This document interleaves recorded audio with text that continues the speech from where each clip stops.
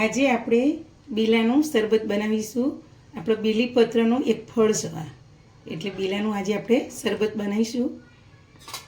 ચલો આપણે બનાવવાનું ચાલુ કરીએ.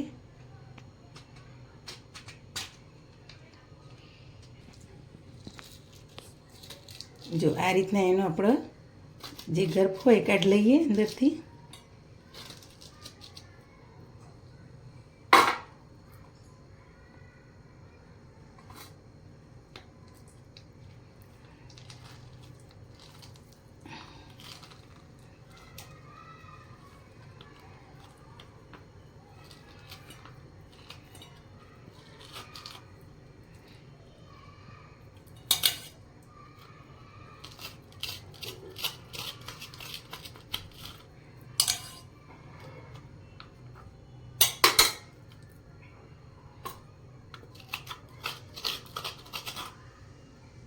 જો બધું આપણે અંદરથી એનો જે માવો હોય કાઢી લીધો. હવે આપણે એના બી અંદરથી કાઢી લઈશું. જો એના બી આ રીતના આપણે કાઢી લઈશું. આપણે એક ગ્લાસ અંદર ઠંડુ પાણી રેડીશું અને પછી હાથથી આ રીતના મસરી કાઢીશું. તમે ગ્રાઇન્ડર પણ ફેરવી શકો, પણ આ તો ક્યાંક બી રહી ગયો હોય તો હાથથી નીકળી જાય.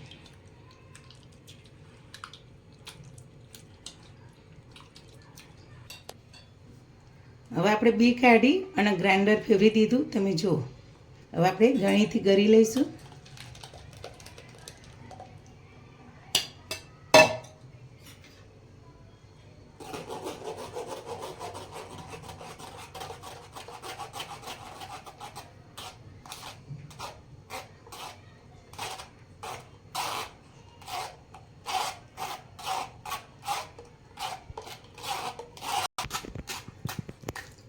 જો હવે આપણે ગળણીથી ગાળી લીધું. આ કૂચાનો ભાગ નીકળી ગયો. જો મેં ક્યાંક બી હોય તો નીકળી ગયો અને કૂચા પણ નીકળી ગયા વધારાના. આપણે 2 મોટી ચમચી ખાંડ નાખીશું.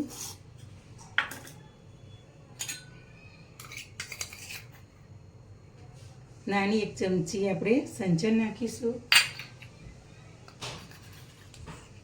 ચપટી કારા મરીનો પાવડર નાખીશું. ચપટી મીઠું નાખીશું.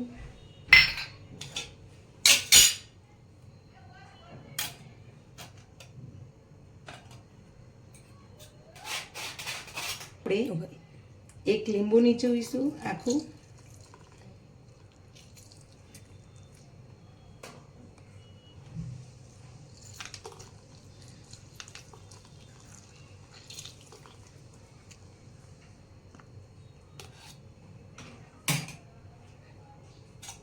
બધું આ રીતના આપણે મિક્સ કરીશું અને ખાંડ પણ વઘારી દઈશું આપણે અંદર.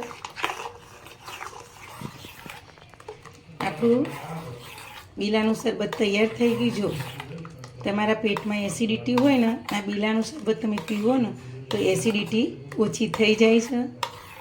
એક આયુર્વેદિક દવા જેવું આ શરબત તૈયાર થાય છે. જો સરસ થઈ ગયું. હવે આપણે ગ્લાસમાં કાઢી લઈશું. જો આપણે ગ્લાસમાં ભરી દઈશું.